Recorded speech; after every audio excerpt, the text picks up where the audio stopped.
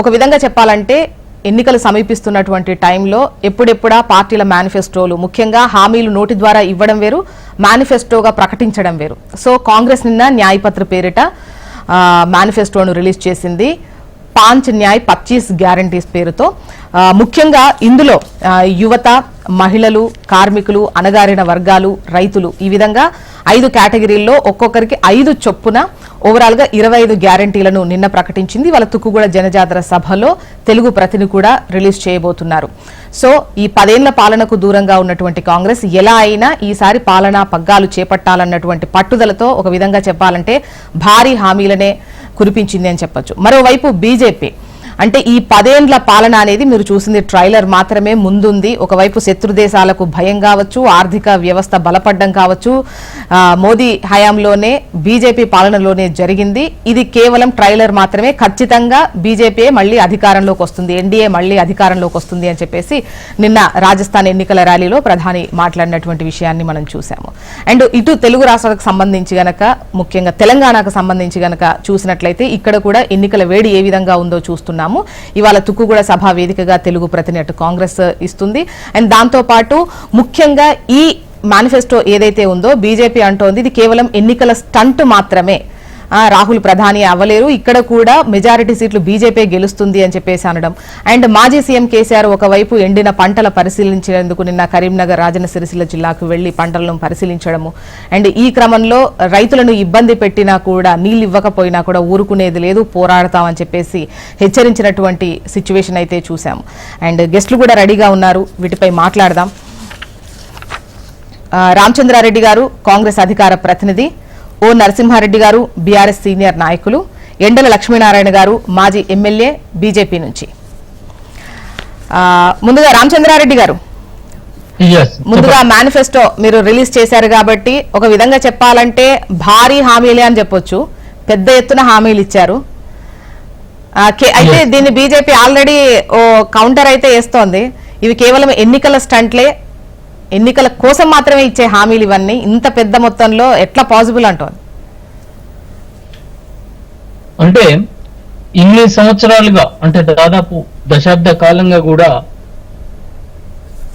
ప్రజలు ఒక ఉక్కపోతలో బతికినరు, నియంత్రిత విధానాలతోని, అరిచేతిలో వైకుంఠంతోని బతికినటువంటి సందర్భం ఉంది.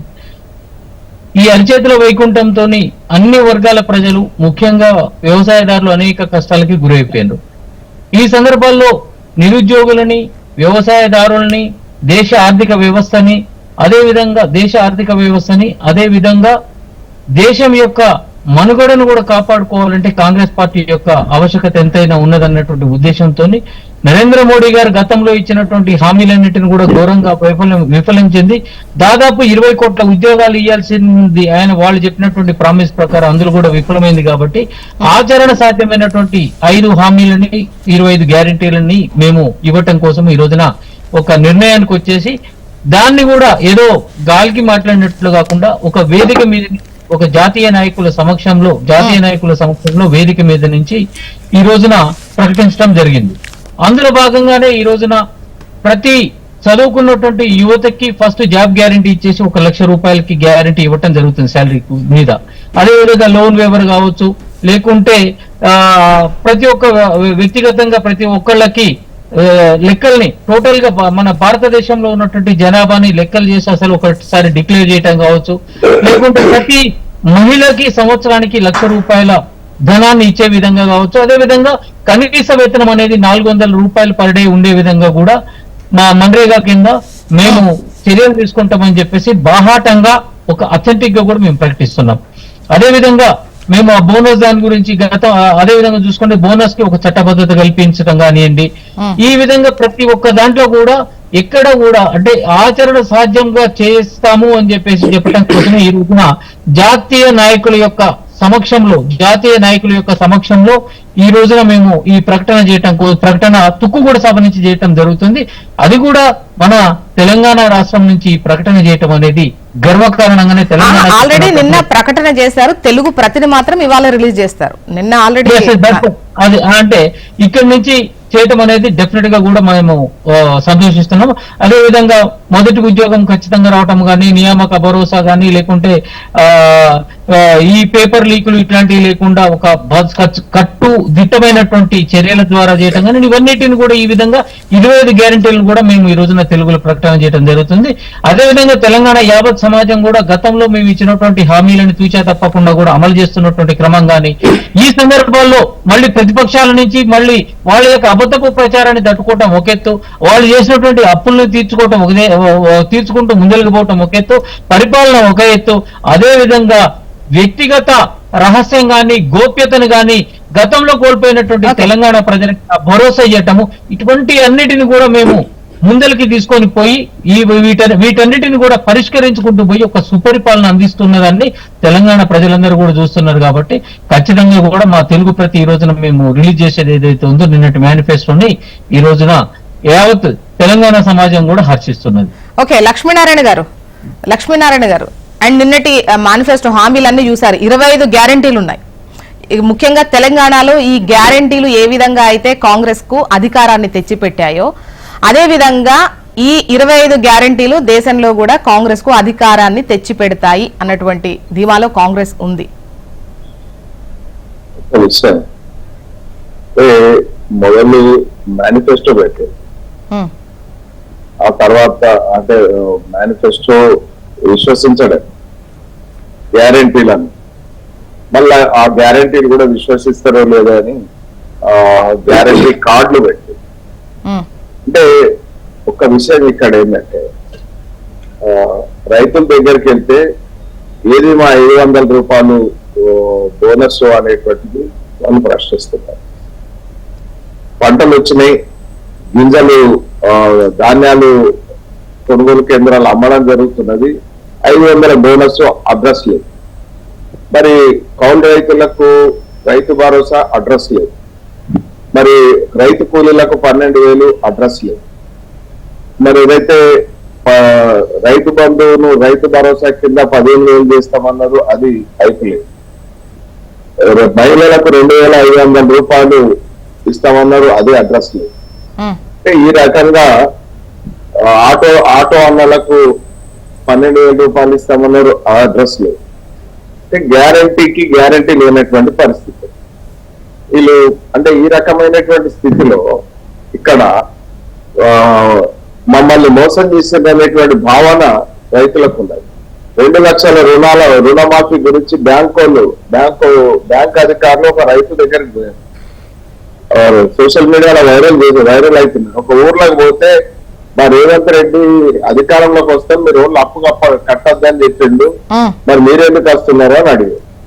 మీరెందుకు వస్తున్నారంటే రాజకీయ నాయకులు చెప్తే సంబంధం లేదు, మాకు మీ అప్పు బాపతు డబ్బు రాజకీయ పార్టీల ప్రభుత్వాలు మా ఖాతాలో వేస్తే మేము రాకర్లేదు, డబ్బు లేకుండా గాలి మాటలు ఎన్ని చెప్పినా కూడా కుదరదు అని చెప్తాం.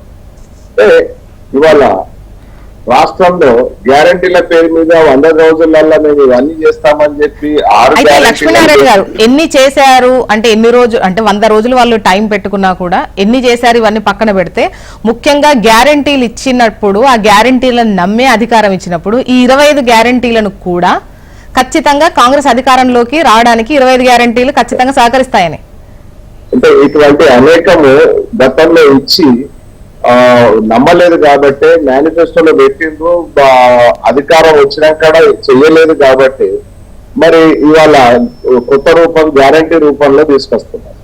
అంటే ఇది ఎన్నికల కోసం అంటే ఓటర్లకు గాలమేందుకు నట్టను పెట్టినట్టుగా ఇది చేస్తున్నారు తప్ప మరొకటి కాదు. కానీ ప్రజలు ఇవాళ అవేర్నెస్ పెరిగింది. ఒకప్పుడు కాంగ్రెస్ అధికారంలోకి వచ్చినప్పుడు 50% లోపే లిటరసీ రేట్ ఉండే, మరి 50% దాటినప్పుడు బీజేపీ ప్రభుత్వం వచ్చింది. మళ్ళీ తర్వాత ఇప్పుడు 60% దాటినటువంటి పరిస్థితుల్లో స్పష్టమైన మెజార్టీతో వచ్చింది. ఇప్పుడు 75% చేరుకుంటున్నటువంటి పరిస్థితుల్లో ప్రజలు ఏ పార్టీ ఏంది, ఏ పార్టీ విశ్వసనీయత ఏంది, ఏ పార్టీ ఇచ్చేసింది అనేది. గతంలో ఈ ప్రభుత్వం 60 సంవత్సరాల అధికారంలో ఉంటే గ్యాస్ కనెక్షన్ ఎంపీ కూపంతో తీసుకోవాల్సిన పరిస్థితి ఉంది. ఇప్పుడు టాయిలెట్ 60% ఇప్పుడు కాంగ్రెస్ అదే అంటోంది, అవేర్నెస్ పెరిగింది జనాలకి, ఇంకా నమ్మరు అని వాళ్ళు అంటారు. మీరు వాళ్ళ జనాలకు అవేర్నెస్ పెరిగింది, వాళ్ళు చెప్పే హామీలు నమ్మరు అని అంటారు. ఒకవైపు అంటే కాంగ్రెస్ కర్ణాటక ఎన్నికలు జరిగిన తర్వాత కూడా ఆ హామీలకు సంబంధించి, ఆ గ్యారంటీలకు సంబంధించి పెద్ద ఎత్తున విమర్శలు వచ్చాయి. అసలు అక్కడ చేసింది లేదు, పెట్టింది లేదు, ఇక్కడ అంతా ఉత్తిగే ఇస్తున్నారు, ఇవన్నీ హామీలంతా ఉత్తుతాయి అని చెప్పేసి పెద్ద ఎత్తున ప్రచారం జరిగింది. బట్ అయినా కూడా మళ్ళీ ఇక్కడ అధికారంలోకి వచ్చారు వాళ్ళు. 6 గ్యారంటీలు ఇచ్చారు కాబట్టి వచ్చారు, అమలు చేసి తీరాలనేదే కదా విపక్షాల మాట. ఇక్కడ అంటే బీఆర్ఎస్ ప్రభుత్వం మీద స్పీకర్ వంటి కోపంతో ఉన్నటువంటి ప్రజలు ఇమీడియట్ ఆల్టర్నేటివ్ కింద కాంగ్రెస్ ను భావించింది, కాంగ్రెస్ ను భావించింది. అందుకని కాంగ్రెస్ అధికారంలోకి రాగలిగింది తప్ప అంటే గ్యారంటీలు ఒక పార్ట్. ఇప్పుడు గ్యారంటీలకు కాలం చెల్లినటువంటి పరిస్థితి, ఎందుకంటే అమలు చేయనప్పుడు అది. ఒకసారి నరసింహారెడ్డి గారి వాయిస్ కూడా తీసుకుందాం అండి. నరసింహారెడ్డి గారు, మీరేమంటారండి మేనిఫెస్టోకు సంబంధించి 25 గ్యారంటీలు? మీరే నరసింహారెడ్డి గారు. ఓకే, గుడ్ మార్నింగ్ రామచంద్రారెడ్డి గారికి, పెద్దలు ఎండల లక్ష్మీనారాయణ అందరికి కూడా, హెచ్ఎండి వీక్షకులందరూ కూడా గుడ్ మార్నింగ్, శుభోదయం. అయితే జ్యోత్స్న గారు నిన్న విడుదల చేసిన కాంగ్రెస్ మేనిఫెస్టో గానీ, రెండవది ప్రధానమంత్రి గారు మాట్లాడింది ఇది ట్రైల్ మాత్రమే అని మీరు అన్నారు. ఈ రెండింటి మీద మనం డిస్కస్ చేస్తే ఫస్ట్ కాంగ్రెస్ మేనిఫెస్టో మీద మాట్లాడతాం.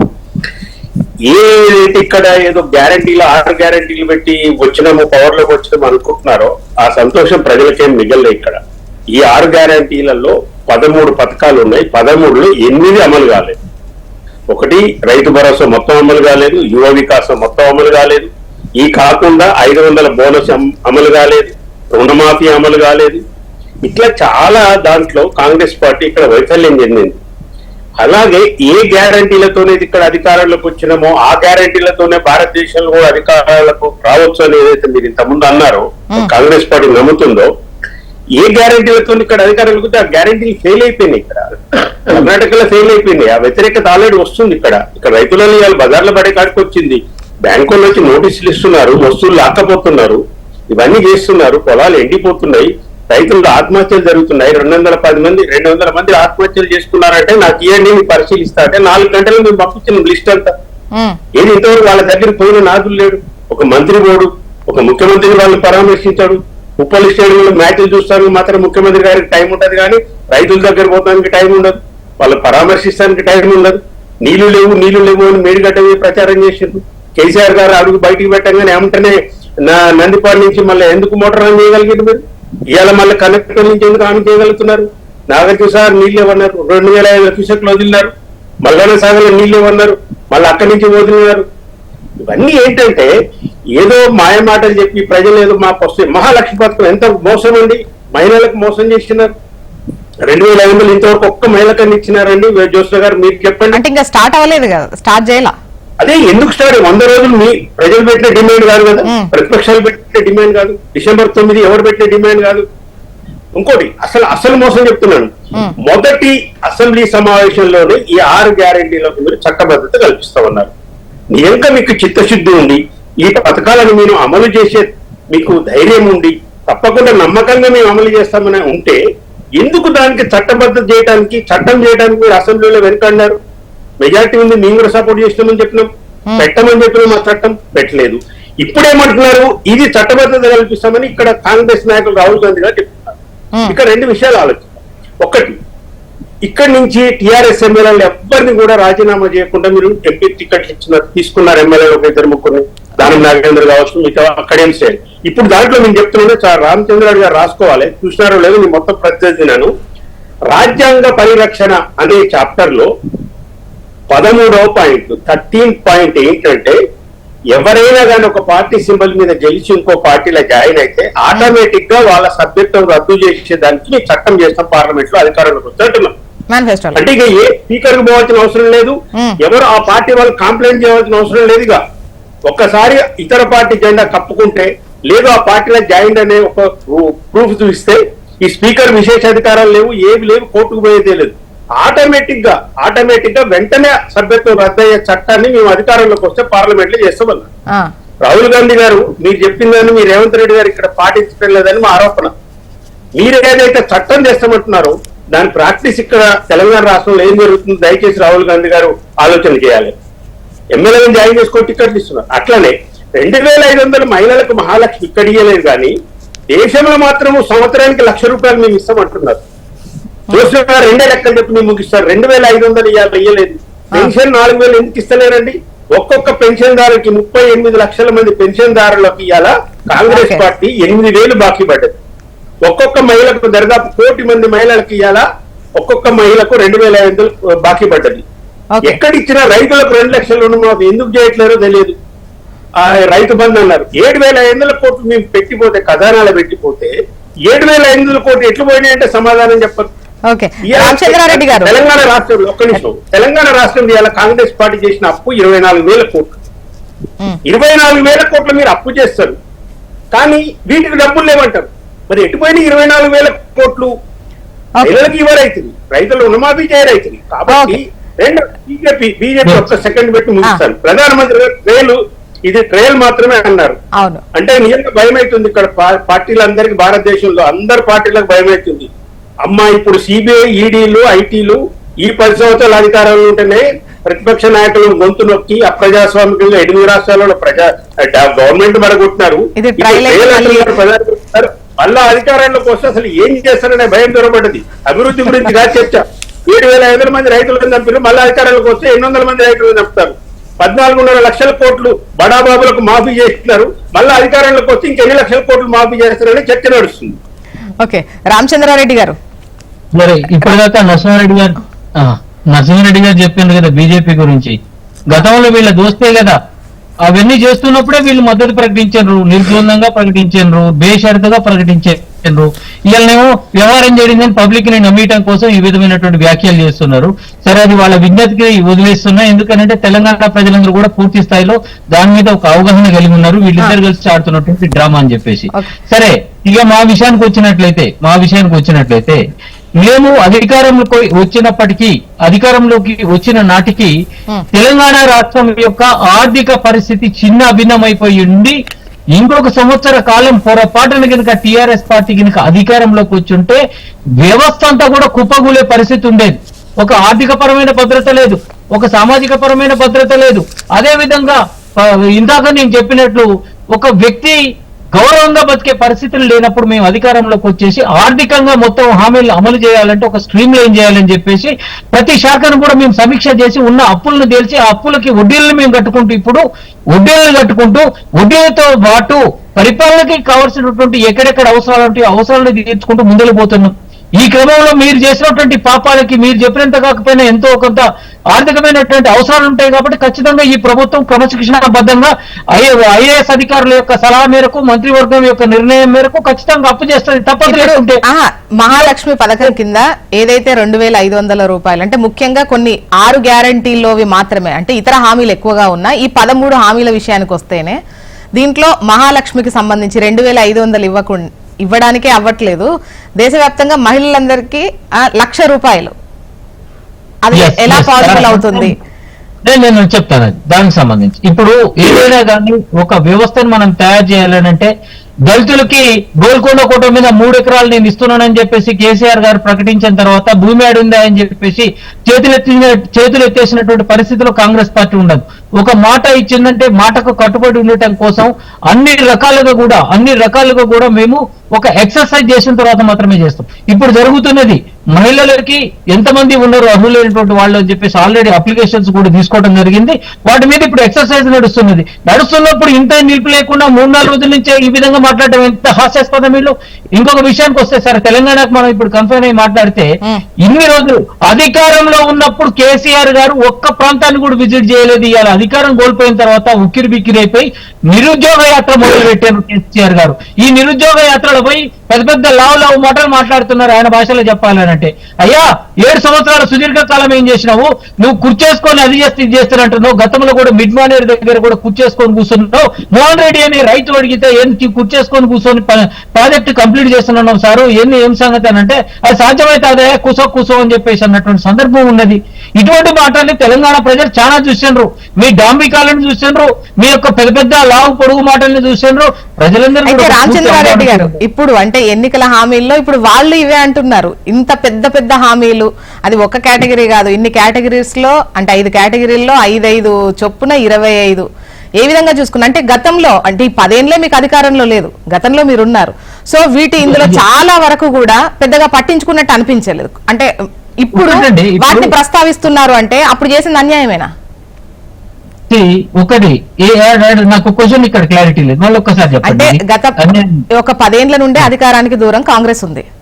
అంత ఈ ఒక్క 10 ఏళ్లలో మాత్రం ఇక్కడ ఇచ్చినటువంటి హామీల్లో రిజర్వేషన్స్ కు సంబంధించి కావచ్చు, ఇందులో ఇప్పుడు పెట్రోల్ అంటే గత ప్రభుత్వం కోటాలో వేసినా కూడా చాలా వరకు కేంద్ర ప్రభుత్వ ఉద్యోగాలకు సంబంధించి అందులో రిజర్వేషన్స్ కావచ్చు, రిజర్వేషన్ల అంశం పెద్ద ప్రస్తావించిన, మహిళలకు సంబంధించి ప్రస్తావించినా కూడా అంతకుముందు ఇటువంటి ఆలోచన ఎందుకు రాలేదు? ఈ 10 ఏళ్లలో మాత్రం ముఖ్యంగా ఈ కేటగిరీస్ లో ఈ ఆలోచన వచ్చింది కేవలం అధికారం కోసమేనా? ఎస్, ఇప్పుడు అంటే సరే, స్టిల్ నేను అర్థమైనటువంటి పరిధిలో చెప్తున్నాను. గతంలో 10 ఏళ్ల సుదీర్ఘ కాలంలో కేసీఆర్ గారు అలవిగాని హామీలు ఇచ్చిందన్నది పూర్తి స్థాయిలో తెలిసిన తర్వాత ఎందుకంటే ఒక ప్రాంతీయ పార్టీగా ఒక అంటే సింగిల్ డిజిట్ ఉన్నటువంటి ఎంపీలతోని కేంద్రంలో నరేంద్ర మోడీ గారి యొక్క కింద మీరు నలిగిపోతూ ఒక పక్కన భయపడుతూ కేంద్రంలో ఏం చేయలేరు. ఎందుకంటే మీరు రిజర్వేషన్లని 50% పెంచాలన్నా లేకుంటే ఏమైనా చేయాలన్నా కాన్స్టిట్యూషనల్ అమెండ్మెంట్ జరగాలి. కాన్స్టిట్యూషన్ అమెండ్మెంట్ జరగాలి అంటే కాన్స్టిట్యూషనల్ అమెండ్మెంట్ జరగాలి అంటే మెజారిటీ ఉండాలి, జాతీయ పార్టీ ఉండాలి, అధికారంలో ఉండాలి. అధికారంలోకి వచ్చిన తర్వాత మేము చేయగలుగుతాం తప్పితే ఒక ప్రాంతీయ పార్టీ ఎట్లా చేస్తుంది, ఏం చేస్తుంది? గిరిజనులకి ముస్లింలకి రిజర్వేషన్ ఇస్తానని చెప్పేసి ఇక్కడ తీర్మానం చేసేసి నేను అడిగి పంపిన చూసుకోపోవాడనంటది. అదా కావాల్సింది. అది సాధ్యమయ్యే పని ఒక ప్రాంతీయ పార్టీతోని. మేము గతంలో ముస్లింలకి రిజర్వేషన్ ఇస్తానని చెప్పేసి 5% రిజర్వేషన్ ఇచ్చినాము. 5% ఇచ్చినటువంటి రిజర్వేషన్ సుప్రీంకోర్టు తప్పుపడితే అయ్యా 4% కన్ఫైన్ అయ్యి ఉంటామని చెప్పినాం. ఈ రోజు కూడా ముస్లింలు అనుభవిస్తున్నారు. అదే విధంగా ఆచరణ సాధ్యమైన వాటిని మీరు పాటిస్తే బాగుంటుంది. ఈ రోజున ఒకటి చెప్తున్నాం, మేము ఈ రోజున ఇచ్చినటువంటి హామీలలో ఉచిత బస్సు నడుస్తున్నది, కరెంటు బిల్లు నడుస్తున్నది, 94% మందికి ఈ రోజున రైతు భరోసా పడ్డది. అదేవిధంగా ఉద్యోగాల రూపకల్పన కోసము ఒక ప్రణాళికాబద్ధంగా ఈ రోజున ఒక ఎలక్షన్ జరిగింది. ఈ విధంగా ఎక్కడైనా కానీ సమిష్టి నిర్ణయంతో ఒక చర్చ తర్వాత జరగాలి తప్పితే నాకు కలవడదని ఇవాళ కూడా అంటుండే కేసీఆర్ గారు ఇంకా ఓడిపోయినా కానీ చేయాలని చెప్పేసి కాళేశ్వరం గురించి కానీ లేకుంటే మిగతా ప్రాజెక్టుల గురించి కానీ నీళ్ల గురించి కానీ అరే వీకేం తెలుసు అని చెప్పేసి బూతులు మాట్లాడుతుండు. ఇంత సంస్కారహీనంగా ఈ నిరుద్యోగంతో ఇంత సంస్కారహీనంగా మాట్లాడటం అనేది మాత్రం హాస్యాస్పదము. తీవ్రంగా కూడా పక్షాన చేస్తున్నాము. మీరు చేసే పనంతా కూడా గురువు మీరు రామచంద్రారెడ్డి గారికి నా విజ్ఞప్తి ఏంటంటే చట్టబద్ధత కల్పిస్తామన్నారు, చట్టం ఎందుకు చేయలేదని అడిగింది. రెండవది, ఈ హామీలన్నీ మేము పెట్టిన డేట్లు కాదు రామచంద్రారెడ్డి గారు, మీకు మీదే డిక్లేర్ చేసుకున్న డేట్లు. ప్రధాన ప్రతిపక్షంగా మీకు మాకు 1.7% కేవలం 5 లక్షల ఓట్లు మాత్రమే తేడా ఉన్నప్పుడు ఎప్పుడు మీరు డైవర్షన్ చేయకండి. 2 ప్రశ్నలు అడిగినాం, చెప్పండి ఎందుకు చట్టం చేయలేదు, చేయలేకపోలేదా అనేది చెప్పండి. చెప్పండి రామచంద్రారెడ్డి గారు. ఇప్పుడు తెలంగాణ రాష్ట్రంలో కాంగ్రెస్ పార్టీ అధికారంలోకి వచ్చిన దాకా కూడా పాలనాపరమైనటువంటి పరిస్థితులు, ఆర్థిక పరిస్థితులు తెలియదు ఎవరికి. ఏదైనా కానీ ఒక చట్టం చేయాలన్నా లేకుంటే దాన్ని ఇంప్లిమెంట్ చేయాలన్నా కానీ ఆర్థికంగా ఒక ప్రణాళికాబద్ధంగా పోవటం కోసం ఇప్పుడు ఎక్సర్సైజ్ నడుస్తుందని పదే చెప్తున్నప్పటికీ కూడా వీళ్ళు ఒకరి భాష అని చెప్పుకుంటే దానికి చట్టం చేయలేదని చెప్పేసి ఒక్కసారి మోసం. ఇప్పుడు ఇది స్ట్రీమ్ లైన్ చేసిన తర్వాత అవసరాన్ని బట్టి ఖచ్చితంగా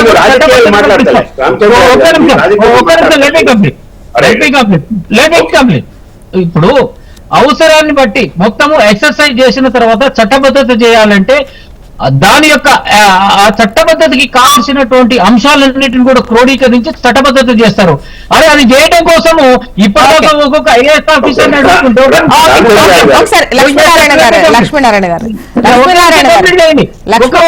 ఐఏఎస్ ఆఫీసర్లు అడుగుతున్నారు, సమాధానం చెప్పడం లేదే.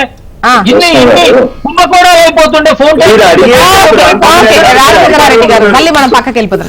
లక్ష్మీనారాయణ గారు, ఎన్నికల సభలో ఈ రాష్ట్రాన్ని 7 లక్షల కోట్ల అప్పుల విధులకు ఇచ్చేదని కాంగ్రెస్ అధ్యక్షుడు ఇవాళ ముఖ్యమంత్రి రేవంత్ రెడ్డి చెప్పారు. 7 లక్షల కోట్ల అప్పులలో రాష్ట్రం ఉన్నటువంటిది తెలుసు. తెలిసినాక ఈ హామీలు గ్యారంటీలు ముందర పెట్టి హామీలు గ్యారంటీలు ముందట పెట్టి డిసెంబర్ 9 100 రోజులు 9 నిర్ణయం తీసుకుంటాం, 100 రోజుల్లో మేము అమలు చేస్తామని చెప్పారు. ఇది ప్రజలను రాష్ట్ర ఆర్థిక పరిస్థితి అప్పుల ఊబిలో ఉన్నదని తెలిసి ప్రజలకు 100 రోజుల్లో ఇది చేస్తామని చెప్పి గ్యారంటీ కార్డులు వంచి అంటే ప్రజలను మోసం చేయడం ఎంతవరకు సమయం.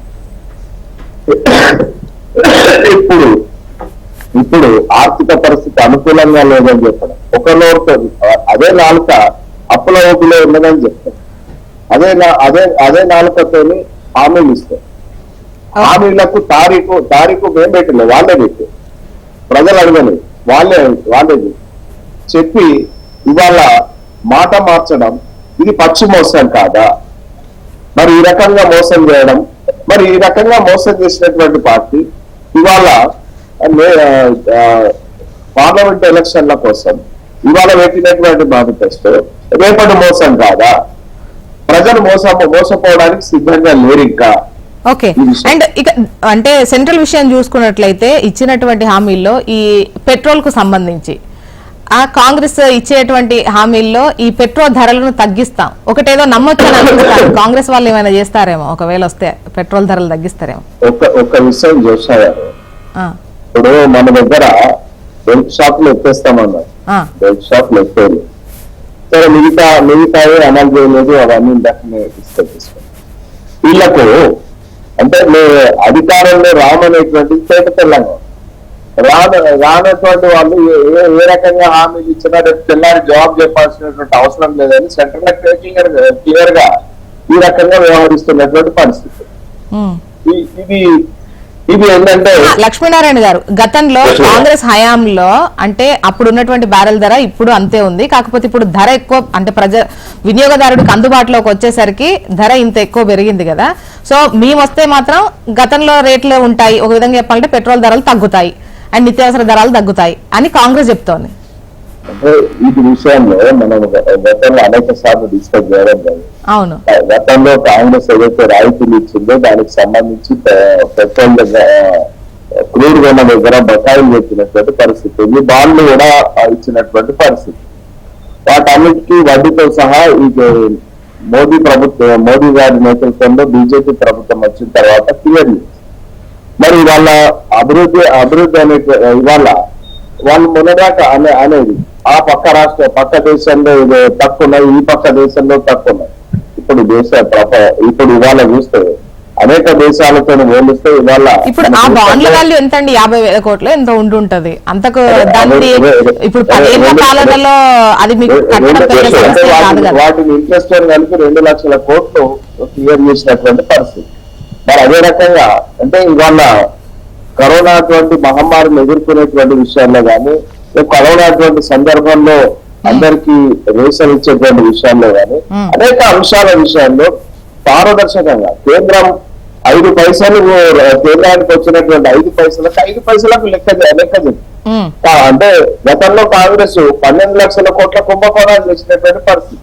ఇప్పుడు ఆ కుంభకోణాలు అనేది 10 సంవత్సరాల కాలంలో కుంభకోణాల అటువంటిది జాడలేనటువంటి రీతిలో ప్రభుత్వాన్ని నడుపుతారు. ఆ మధ్య రాహుల్ గాంధీ మరి ఒక ఆరోపణ చేస్తే కోర్టులో క్షమాపణ చెప్పాల్సినటువంటి పరిస్థితి. అంటే ఇప్పుడు ఆరోపణలు కోర్టు కేసు అది ఇది కాదు కదా అండి. ఇప్పుడు మామూలుగా ధరలకు సంబంధించి నేను అడుగుతున్న ప్రశ్న. నరసింహారెడ్డి గారు, ఇప్పుడు ఇక్కడ తెలంగాణ రిలవెన్స్ వచ్చినప్పుడు జోష్న గారు, లక్ష్మీనారాయణ గారు పెద్దలు చెప్పిన రామచంద్రారెడ్డి గారు, ఇప్పుడు ఇక్కడ తెలంగాణ సామాన్య ప్రజలలో ఓటరు మధ్యలో మెదులుతున్న 2 అంశాలు చెప్తాను నేను. దయచేసి పెద్దలు వారు కూడా ఆలోచన చేయండి. ఇంకా రాజకీయ చర్చ కాదు, ఎవరి పార్టీ గురించి వాళ్ళు చెప్పుకుంటారు. ఒకటి, కాంగ్రెస్ ఇచ్చిన హామీలను ఇంతకుముందు నేను చెప్పినట్టుగా అమలు పరచని స్థితిలో కాంగ్రెస్ పార్టీ ఉంది ఇక్కడ. ఎందుకంటే నేను చెప్పిన 8 హామీలు అమలు కాలేదు, దాంట్లో ఉన్నాయి. అది కాక రైతు బంధు ఇవన్నీ కాలేదు. ఇవి తెలంగాణ ప్రజలు బాధపడుతున్న అంశము, ఆర్థికంగా నష్టపోతున్న అంశము. రుణమాఫీ సంబంధించి చాలా దారుణంగా ఒకటి.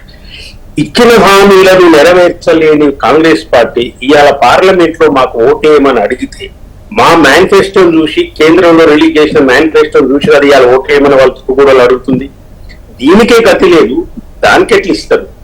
దానికి ఇవ్వడానికి అవకాశం లేదనేది ఇవాళ కాంగ్రెస్ మీద ఇక్కడ నెగటివ్ ఓటింగ్ అవకాశం. రెండు, బీజేపీకి సంబంధించి కూడా, బీజేపీకి సంబంధించి 10 సంవత్సరాలలో వాళ్ళు ఇచ్చిన హామీలు ఏమీ నెరవేర్చలేదు. 3 కోట్ల ఉద్యోగాలు లేవు, అధిక ధరలు పోయినాయి, ఇంతవరకు ఏమీ లేవు. ఎక్కడ కూడా రైతులకు సంబంధించి కూడా ఇంతకుముందు చెప్పినా నేను, ట్రైలర్ అంటున్నారు ప్రధానమంత్రి గారు, అందరికి భయమవుతుంది, భారత ప్రజలకు, భారత రైతులు భయపడుతున్నారు. ఎందుకు అంటే 750 మంది చనిపోయిన తర్వాత క్షమాపణలు చెప్పి ప్రధానమంత్రి గారు చట్టబద్ధత కల్పిస్తే ఎంఎస్పీ అని చెప్పినారు. ఆ హామీ కోసం కూడా ఇవాళ రైతులు మళ్ళీ రోడ్డు ఎక్కవలసిన పరిస్థితి వస్తుంది. కార్పొరేట్ పార్టీ బీజేపీ పార్టీ, రైతుల వ్యతిరేక పార్టీ 8 మంది రైతులను కేంద్ర మంత్రి కొడుకు జీబు ఎక్కించి చంపించండు. ఇది ఎన్నికల సందర్భంలో ఇక్కడ ఎజెండా అవుతుంది. రెండోది, మా రిలవెన్స్ కూడా చెప్తున్నాను. ఇప్పుడు మేము 9 స్థానాలు గెలిచే స్థానాలు కూడా చెప్తున్నాను లక్ష్మీనారాయణ గారికైనా రామచంద్రారెడ్డి గారికి. ఎందుకు అంటే ఈ హామీలు నెరవేర్చని జాతీయ పార్టీలో నిలదీయాలంటే పార్లమెంట్ లో బీఆర్ఎస్ రెలవెన్సే 100% కరెక్ట్ అనేది కాంగ్రెస్ మన ప్రజలు ఆలోచిస్తున్నారు. ఒకటి కనుక మీరు చూస్తే కాంగ్రెస్ బీజేపీ చిట్టింగ్ 4 ఎంపీలు కోల్పోతున్నారు. కిషన్ రెడ్డి గారు దారుణ పరాజయం సికింద్రాబాద్ లో మీరు చూడండి. ఇక్కడి నుంచి మొదలు పెడితే మెదక్లో గెలవబోతున్నాం, జహీరాబాద్ గెలవబోతున్నాం, కరీంనగర్ గెలవబోతున్నాం, నిజామాబాద్ గెలవబోతున్నాం. అంటే అంచనాలేమో ప్రత్యర్థులు ఒక్కోసారి బలహీనంగా ఉండడం వల్ల మళ్ళీ వీళ్ళకి కాంగ్రెస్ పార్టీ కూడా నెక్సెస్, నేను కాంగ్రెస్ పార్టీ బీజేపీ నెక్సెస్ కూడా చూడండి. సికింద్రాబాద్ ఎవరు పెట్టినారండి? కాంగ్రెస్ పార్టీ దానం నాగేంద్ర గారిని పెట్టారు, ఒక బలహీనమైన అభ్యర్థి. ఇలా మల్కాజ్గిరిలో అసలు సునీతా మహేందర్ రెడ్డి గారికి ఏమైనా సంబంధం ఉందా? ఈటల రాజేందర్ గారి గెలుపు కోసం ఇంతకు ముందు హుజూరాబాద్ లో ఎట్లయితే చేసినారు కాంగ్రెస్ పార్టీ సహకరించింది, అట్లాంటి ఆ లెక్కలో చూసుకున్న మరి బీజేపీకి స్థానాలు వస్తాయి కదా అండి. అదే నేను చెప్తున్నాను, ఇంత చేసినా గెలవరు అంటున్నా నేను. ఇది 2 పార్టీలు అక్కడక్కడ సహకరించుకున్నా నేను చెప్తున్నా 9 స్థానాలు చెప్తున్నా నేను ఖచ్చితంగా. రామచంద్రారెడ్డి గారు ఇంతకుముందు ధరల గురించి మాట్లాడినప్పుడు లక్ష్మీనారాయణ గారు ఒకటి అన్నారు, ఇవి ఎన్నికల కోసం చెప్తుందే తప్ప మాట నమ్మేటువంటి పరిస్థితుల్లో లేరు, ఆ ధరలు తగ్గేటువంటి కానీ పెట్రోల్ రేట్ తగ్గించేటువంటి అవకాశం లేదు. అంతే కదండి లక్ష్మీనారాయణ గారు? అంతే. ఒకటి ఇప్పుడు జ్యోత్స్న గారు ఇంకో క్వశ్చన్ కూడా యాడ్ చేస్తారండి, చేయండి.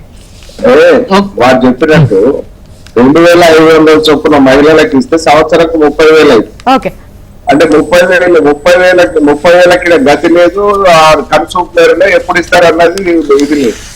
అంటే అధికారం ఇచ్చిన దగ్గర 30,000 ఇస్తలేరు కానీ మనకు అధికారం వస్తే ₹1,00,000 ఇస్తామనేటువంటిది అంటే ఇది ఏ రకంగా అంటున్నారు. ఇప్పుడు జ్యోత్స్న గారు, మిత్రులు లక్ష్మీనారాయణ గారు జాతీయ విధానానికి రాష్ట్రీయ విధానానికి కూడా ఒక డిఫరెన్షియేషన్ తెలుసుకోవాలంటే దాని తేడా తెలుసుకోలేని పరిస్థితులు ఉండడానికి చాలా బాధపడుతున్నాను నేను ఈ రోజు ఒకటి చెప్తున్నా, కాంగ్రెస్ పార్టీ అధికారంలోకి కొత్తగా రావటం లేదు. కాంగ్రెస్ పార్టీ గతంలో పరిపాలించింది, దేశం ఇవాళ సుభిక్షం ఉండడానికి కారణం కాంగ్రెస్ పార్టీ. గతంలో ఇచ్చిన హామీలను కూడా పూర్తి స్థాయిలో కూడా నెరవేర్చని కాంగ్రెస్ పార్టీ, ఆ విషయం పబ్లిక్ కి తెలుసు. మేము ఆ రోజున అంటే ఇప్పుడు సందర్భం వచ్చింది కాబట్టి చెప్తున్నా, నిత్యావసర వస్తువులలో అన్నిటికంటే ముఖ్యమైనది ఇంధనం పెట్రోల్ డీజిల్ ధరలు. ఆ రోజున మేము బ్యారెల్ కి $125 ఉన్న సందర్భంలో కూడా 60-70 రూపాయలకి దాటలేదు పెట్రోల్. మీరు ఇవాళ $50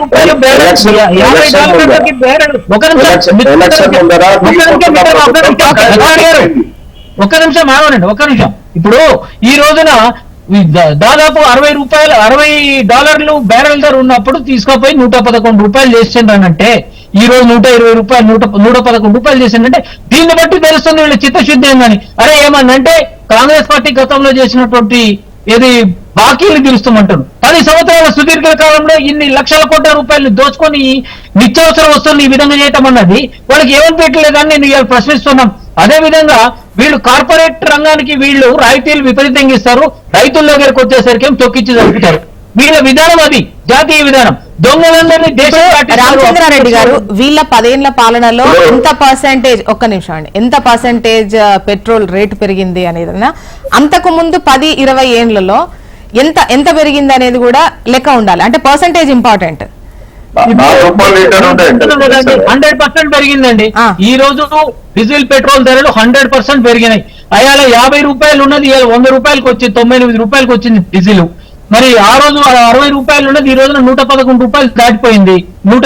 మరి ఇది క్లియర్ గా కూడా తెలుస్తుంది, నేను చెప్పాల్సిన అవసరం లేదు, అతి సామాన్యుడు కూడా తెలుసుకుంటాడు. దాని మీద నిత్యావసరం వస్తున్నటువంటి కూరగాయలు, పాలు, మిగతావి అన్ని కూడా, ఎందుకంటే ట్రాన్స్పోర్టేషన్ మీద పెరుభారం అయిపోయి ఈ విధంగా అయింది.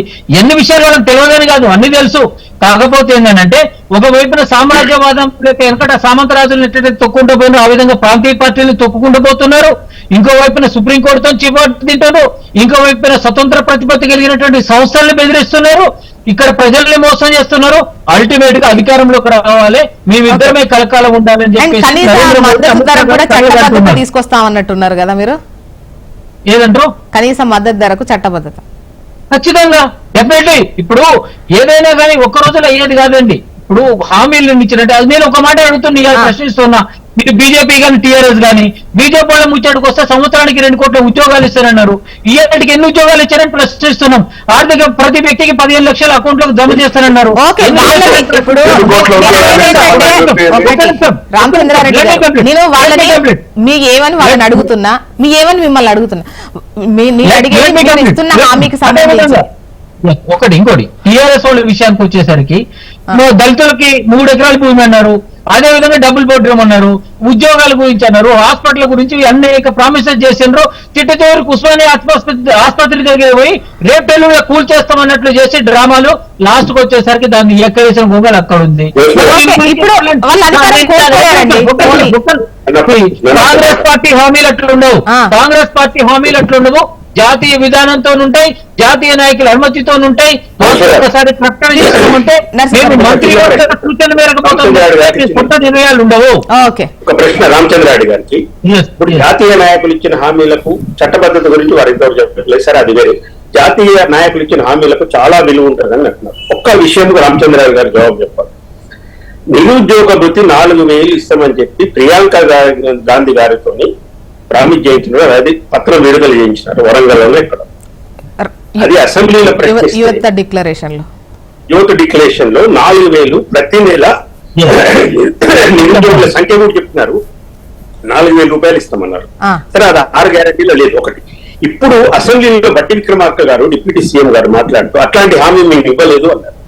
ఓన్లీ ఇంతవరకు ఇవ్వకపోయినా మేము ఉన్నది అన్నది అమలు పరచలేదు. చట్టబద్ధత గురించి రామచంద్రారెడ్డి గారు చెప్తున్నారు. ఇక్కడ 6 గ్యారెంటీలు చట్టబద్ధత చేయమంటేనేమో ఆర్థిక పరిస్థితి అంటే ఒక శాతం చేయలేదు. మరి ఇప్పుడు దేశంలో ఆయన 1,00,000 కోట్ల అప్పులు చేసిండు మోడీ గారు. అంటే అక్కడ కూడా చట్టబద్ధత చేయరు. ఇంకా ఎంఎస్పీకి మీరు చట్టబద్ధతకు డబ్బులకు ఏం సంబంధం అంటున్నా నేను. చట్టబద్ధత చేసే డబ్బులకి ఏం మీకు తెలియదా? మరి కొత్త అంశం కాదు కదా చట్టబద్ధత. రామచంద్రారెడ్డి గారు మీ భయం ఏంటంటే, ఒక నిమిషం అండి, మీ భయం ఏంటంటే, కాంగ్రెస్ పార్టీ భయం ఏంటంటే చట్టబద్ధత చేసి ఏమంది జ్యోత్స్న గారు అంటే చట్టం అవుతుంది. చట్టం అయిన తర్వాత ఎనీబడి కెన్ క్వశ్చన్ ఇది కోర్టు పోయే అవకాశం ఉంటుంది, కేసులు వేసే అవకాశం ఉంటుంది. దీనికి భయపడి మాత్రమే నేను అదే 7,500 కోట్ల ఎన్నికల కంటే ముందు ఈ రైతు బంధు ఇంతవరకు ఎందుకు వేస్తలేదు? కౌలు రైతులకు 15,000 ఇస్తామన్నారు, ఎట్టుపోయినాయి డబ్బులకి 24,000 కోట్లు అప్పు చేసిండు. దానికి జవాబు చెప్పారు. కాబట్టి కాంగ్రెస్ చట్టబద్ధతని ఇలా తెలంగాణ ప్రజలు కానీ భారతదేశ ప్రజలు కానీ నమ్మే పరిస్థితుల్లో లేరు అనేది నా బాధ. లక్ష్మీనారాయణ గారు తీసుకుంటా ఒక నిమిషం. ఇప్పుడు సార్ ఏంటంటే, ఇప్పుడు ఇందాక చెప్పిన పదే చెప్పాల్సి వస్తుంది కూడా. ఎందుకంటే ఏదైనా 4,000 రూపాయలు కానీ మిగిలిన ఏ అంశాలైనా కానీ ఖచ్చితంగా మేము ఏదైతే ప్రకటన చేసిన దాకా దానికి కట్టుబడి ఉంటాం. ఒకటి. రెండవది, ప్రణాళికాబద్ధంగా పోవాలి అన్నది మా యొక్క దృక్పథం మాది. ఎందుకంటే ఒక్కసారి మనము మొదలు పెట్టి తర్వాత దాన్ని విత్డ్రా చేసుకొని దీనికి ఆర్థిక పరిస్థితులు సహకరించడం లేదని చెప్పేసి ఒక సాకు చెప్పేసి వెనికిపోయే పార్టీ కాదు కాంగ్రెస్ పార్టీ.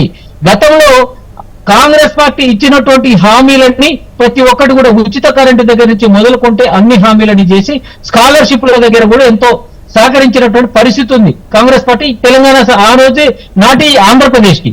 మరి ఈ రోజు ఒక్కటి అడుగుతున్నాం, మీకు 4 రోజులకు నిలుపు లేకుండా శాపనార్థాలు పెట్టుకుంటా మీరు దేశం రాష్ట్రంతో తిరుగుకుంటా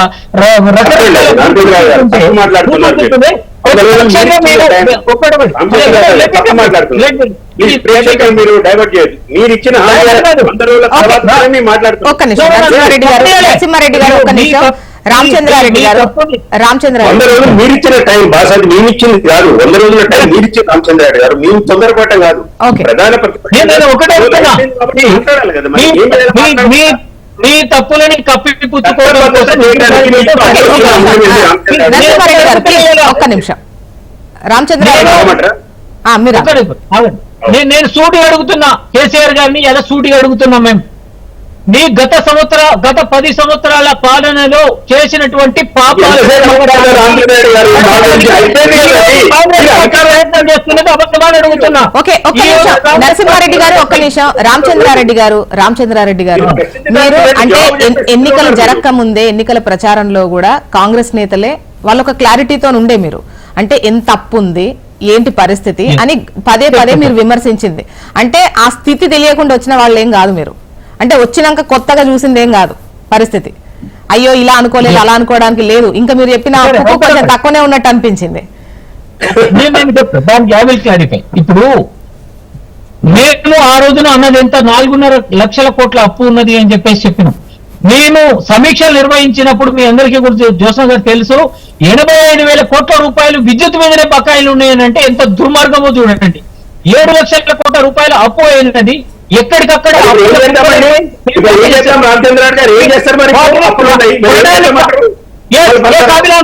నేను చెప్తానికి నడుస్తున్నది.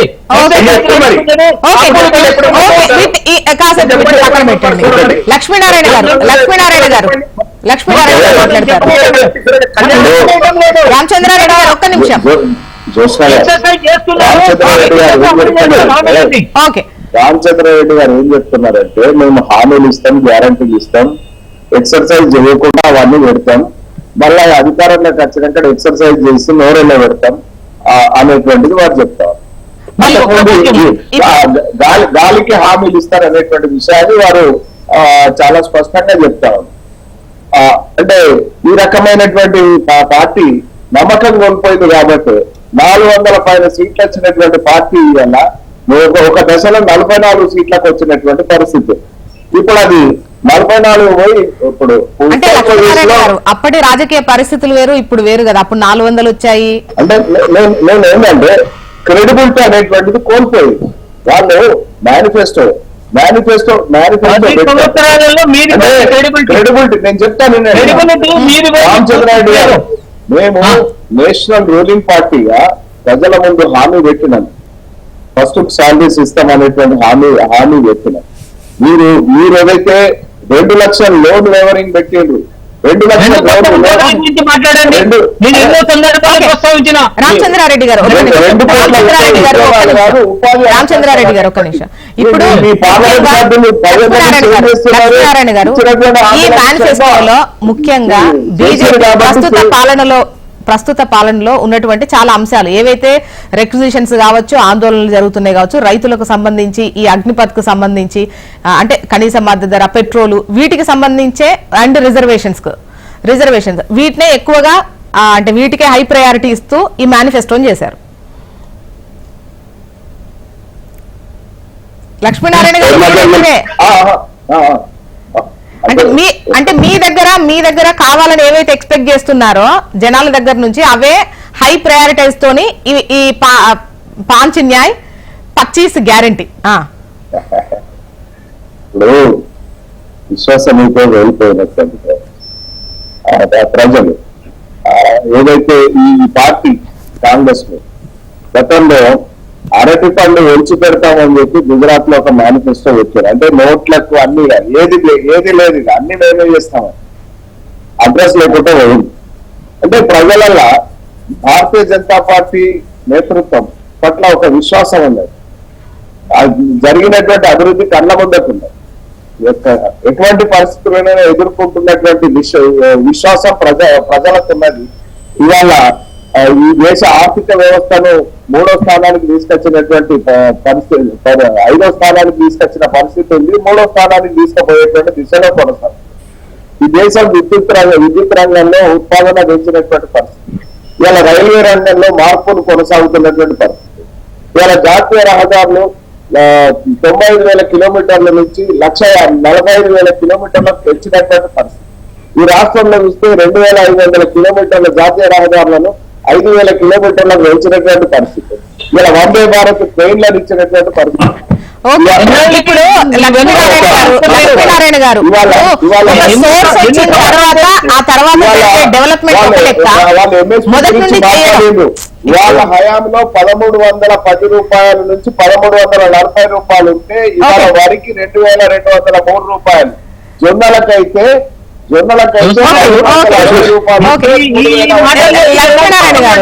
లక్ష్మీనారాయణ గారు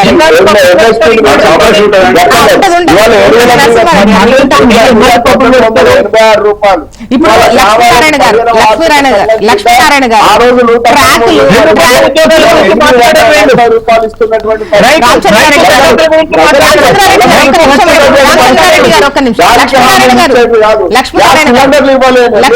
సిలిండర్లకు రీఫిల్ లక్ష్మీనారాయణ గారు అంటే ఇప్పుడు ఈ 10 ఏళ్లలో మీరు చెప్పినవి ఓకే జరిగాయి. కాకపోతే మీరే మొదటగా ట్రాక్ వేయడమో లేదంటే ఇంకా అంతకుముందు రోడ్లేమీ లేవు రోడ్ల గురించో అట్లా కాదు కదా. కొంతవరకు డెవలప్మెంట్ జరిగింది, దాన్ని మీరు కంటిన్యూ చేశారు. మేబీ మీరు ఇంకొంచెం బెటర్ గానే చేసి ఉండొచ్చు.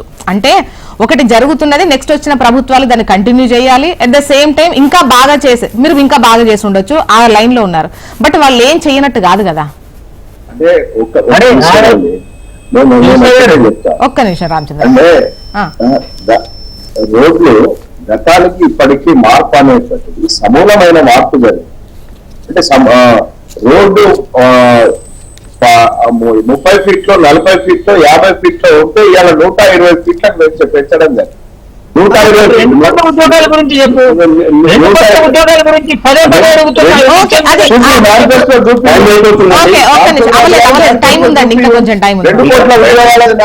చూపి 2014 నరసింహారెడ్డి గారు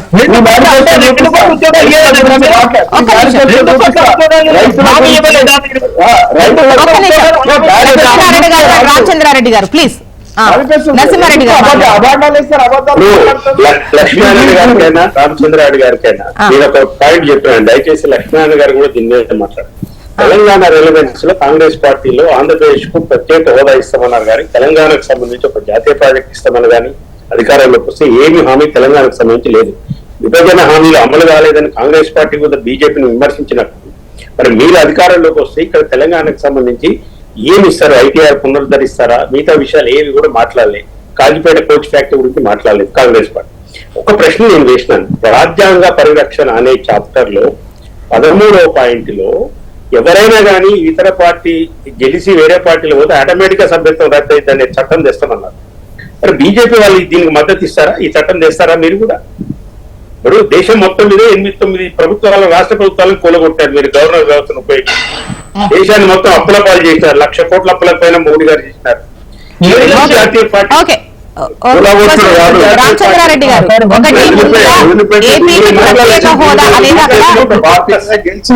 అసెంబ్లీ ఎన్నికలు ఉండడం వల్లే ఆ ప్రత్యేక హోదాను చేర్చారా? నేను ఒక్క సెకండ్ డిస్టర్బ్ చేయలేదు ఎవరు కూడా. నరసింహారెడ్డి గారు మళ్ళీ మీకు ఇస్తాను. యాక్చువల్ గా మీ క్వశ్చన్ కి డైరెక్ట్ ఆన్సర్ వస్తేనే మళ్ళీ మీకు టైం ఉంటది. మీరు అన్న క్వశ్చన్ కి డైరెక్ట్ ఆన్సర్ వస్తేనే జనాలకు అర్థం అవుతుంది. ఒకటి ఏపీకి ప్రత్యేక హోదా అనేది అక్కడ అసెంబ్లీ ఎన్నికలు ఉండడం వల్ల చేశారా? ఎన్నికల కోసమేనా అది? అదే చెప్తున్నా నేను. అక్కడ రామచంద్రారెడ్డి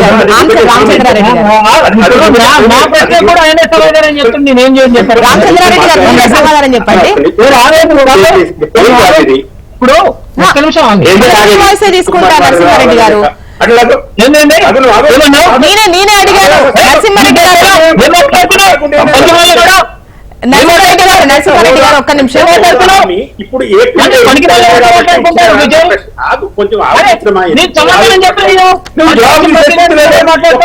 జవాబు చెప్పవచ్చు ఇంతవరకు.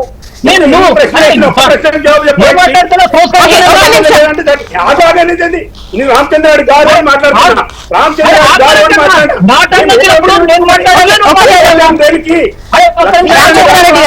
గారు అని మాట్లాడుతున్నా నేను. రామచంద్రారెడ్డి గారు వైఎస్ కుమార్ గారికి ఇచ్చేది కూడా తెలియదు నీకు. రామచంద్రారెడ్డి గారు అని మాట్లాడిన చిన్నవాడినైనా నేను డిస్కషన్స్ వచ్చేటప్పుడు కొంచెము మేనేజ్ చేసుకోరా. ఒక్క నిమిషం, సంస్కారయుతంగా మాట్లాడాలి. సంస్కారయుతంగా రామచంద్రారెడ్డి గారు ఒక్క నిమిషం మీ వాయిస్ లాస్ట్ తీసుకుంటా. ఒక్క నిమిషం దేనికి మాట్లాడుతున్నావు? నరసింహారెడ్డి ఏపీలో జరుగుతున్న ఎన్నికల గురించి ఇప్పుడు ఆయన బాధ్యత చెప్పారండి. ఆగండి మీరు ఆగండి. ఏపీలో ఎన్నికలు ఉన్నాయి కాబట్టి ప్రత్యేక హోదా ఇస్తామని మీరు మాట్లాడినారు. ఆ హామీ తెలంగాణకు సంబంధించి ఎందుకు హామీ లేదని నా ప్రశ్న, దీనికి జవాబు చెప్పండి. మధ్యన ఎందుకు వినే ఓపుకుండాలి చెప్తున్నా. మీరు ఏ ఓటు మాట్లాడద్దు. ఎప్పుడైనా మాట్లాడినా ఫస్ట్ వినే ఓపుకుండాలని చెప్తున్నారు. నరసింహారెడ్డి గారు ఉండాలి. ఓకే, నేను ఒకటి చెప్తున్నా, వినాలేనంటున్నా. నేనేమన్నా చెప్పండి రామచంద్రారెడ్డి గారు. నేను ఒకటి, మేము గతంలో తెలంగాణ రాష్ట్రం ఇచ్చినప్పుడు ఆంధ్రప్రదేశ్ కి స్పెషల్ స్టేటస్ ఇవ్వాలని చెప్పేసి పెట్టింది మేమే, డిమాండ్ చేసింది మేమే. సబ్సిక్వెంట్ గా అధికారంలోకి రాలేదు. ఇప్పుడు ఆ నిర్ణయం మేరకు దాన్ని కంటిన్యూ చేస్తామంటున్నాం. ఏం చెప్పలేదు. నరసింహారెడ్డి గారు ఇద్దరు ఒకేసారి మాట్లాడితే జనాలకు వెళ్ళదు. Let me complete. ఇప్పుడు తెలంగాణ విషయానికి వచ్చేసరికి గతం నుంచి కూడా విభజన హామీల గురించి పోరాటం చేసింది మేము. విభజన హామీలని అమలు చేయాలని చెప్పింది మేము.